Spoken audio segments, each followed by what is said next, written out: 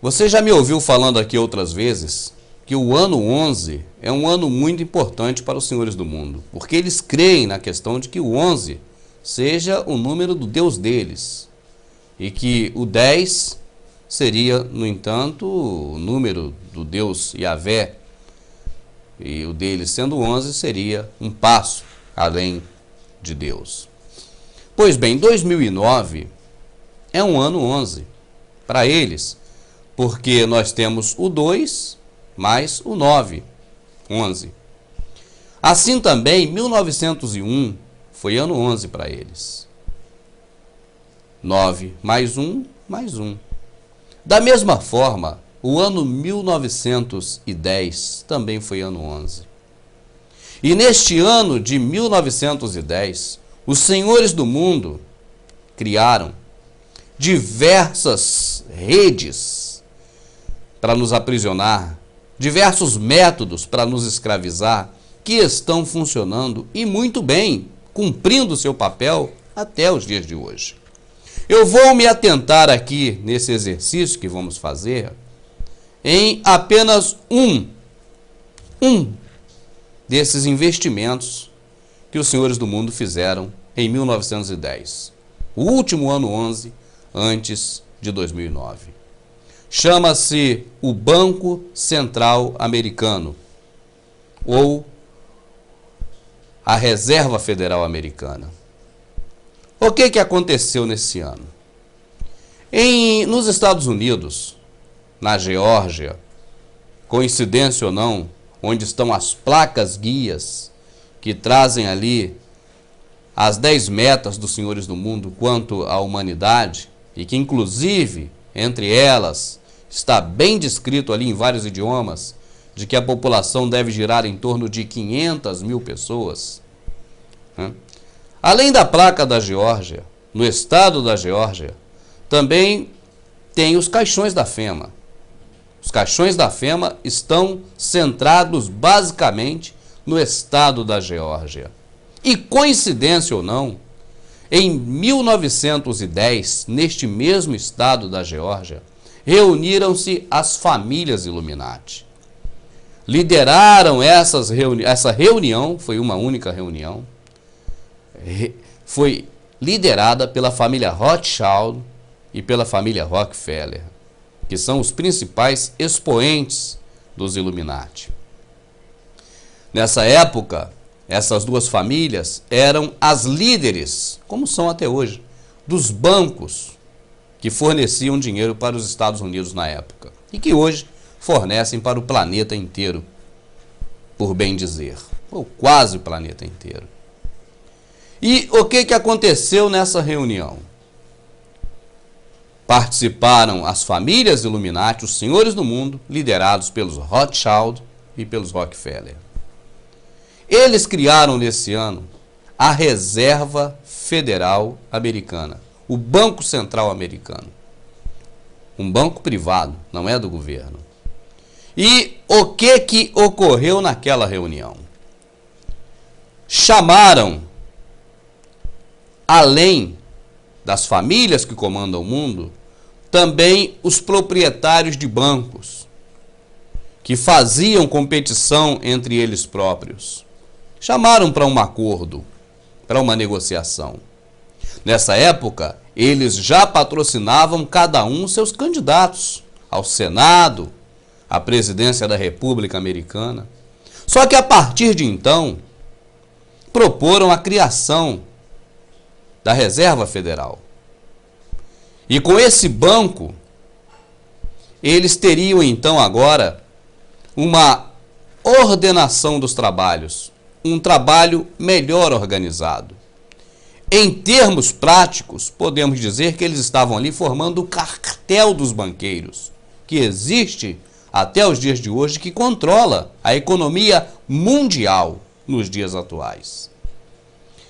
Para que esse cartel de banqueiros, a Reserva Federal, tivesse um respaldo perante a questão jurídica, eles movimentaram todo o seu contingente de políticos que estavam nos cargos públicos para prepararem a partir de então as leis que dessem respaldo a essa iniciativa da criação do Fundo de Reserva americano, do Banco Americano. E aí, como é que a coisa começou a funcionar de lá para cá? Eles tiveram a oportunidade, então, a partir desse ano importante para eles, ano 11, 1910, de começar um processo de fabricação de dinheiro que existe até hoje. Eles geram dinheiro a partir do nada. Alguns estudiosos chamam de efeito Mandrake, uma alusão ao personagem dos quadrinhos dos anos 40, que conseguia fazer aparecer coisas com passe de mágica tirando da sua cartola. É assim que até hoje é feito o dinheiro. Eu vou fazer aqui um raciocínio básico sobre isso. Vamos abolir nesse raciocínio todos os termos técnicos que eles usam. E por que usam termos técnicos? Para que nós não possamos entender do que eles estão falando. Até mesmo quando tem que noticiar alguma coisa sobre essas questões, com esses termos técnicos, nós ficamos ausentes. Nós ficamos aquém do que eles estão realmente querendo dizer, porque nós não compreendemos os termos técnicos deles. Mas vamos para aqui para uma análise bem simples, que é também, você sabe, o comum aqui nesse trabalho que nós fazemos. É transformar as coisas mais complicadas de uma forma mais simples, para que o entendimento seja mais fácil. Como o governo trabalha com o Fundo de Reserva americano, com a Reserva Federal, o banco do cartel de banqueiros? O governo americano, no princípio, era o governo americano. Hoje, são basicamente todos os governos do mundo, incluindo o nosso país, o Brasil.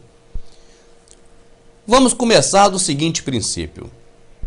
O governo gasta muito mais do que arrecada com impostos. Esse é o princípio. E volto a dizer, é uma análise bem básica, bem superficial, bem prática e bem simples para que o entendimento seja facilitado. O governo, e eu vou tirar como exemplo o governo americano para ficar mais fácil, gasta mais do que arrecada em impostos. O que nós poderíamos imaginar pela ótica normal é de que o governo arrecada com os impostos de tudo que consumimos, que trabalhamos, que produzimos, e esse dinheiro o governo utiliza para fazer todos os processos que ele precisa. Seria o natural, mas não é. O governo gasta muito mais do que ele tem para gastar. E como ele faz para gastar o que ele não tem? Pega emprestado.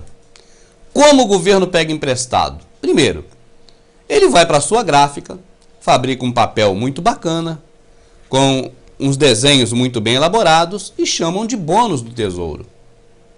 Aqueles papéis, que na verdade são papéis que eles fazem na gráfica deles, que não é o dinheiro, não é a nota, com esse papel ele chega e num banco privado, no fundo de reserva, no cartel dos banqueiros da Wall Street, onde imperam Rothschild, Rockefeller e demais famílias Illuminati. Chega lá e pede, por exemplo, $1 bilhão. Antigamente, o presidente do banco assinava um cheque. Cheque que também é papel, não é dinheiro. Hoje, com a tecnologia, usam números no computador. E, no passe de mágica, o governo americano agora tem mais $1 bilhão na sua conta para poder gastar da forma que o governo achar melhor. Pois bem, aí nós nos perguntamos, o banco ficou com os bônus do tesouro. Os bônus do tesouro têm fé. É algo que diz realmente que o governo tem que pagar aquele valor de volta com juros.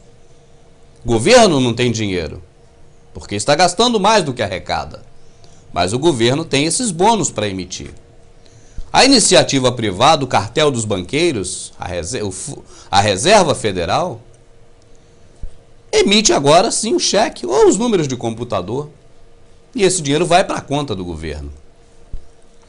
Agora a pergunta é como o cartel de banqueiros tem esse dinheiro para emprestar? Acredite se quiser, meu amado. Não fique só nas minhas palavras, pesquise. Eles não têm esse dinheiro. Esse dinheiro não existe. Esse dinheiro aparece do nada. E o que acontece agora? Esse dinheiro o governo coloca em circulação. E ele vai ser distribuído entre as pessoas. O governo agora está devendo lá a Reserva Federal. Digamos que um carteiro que trabalha para o Ministério das Comunicações, para ficar fácil, digamos que ele receba $100, para ficar um fácil entendimento.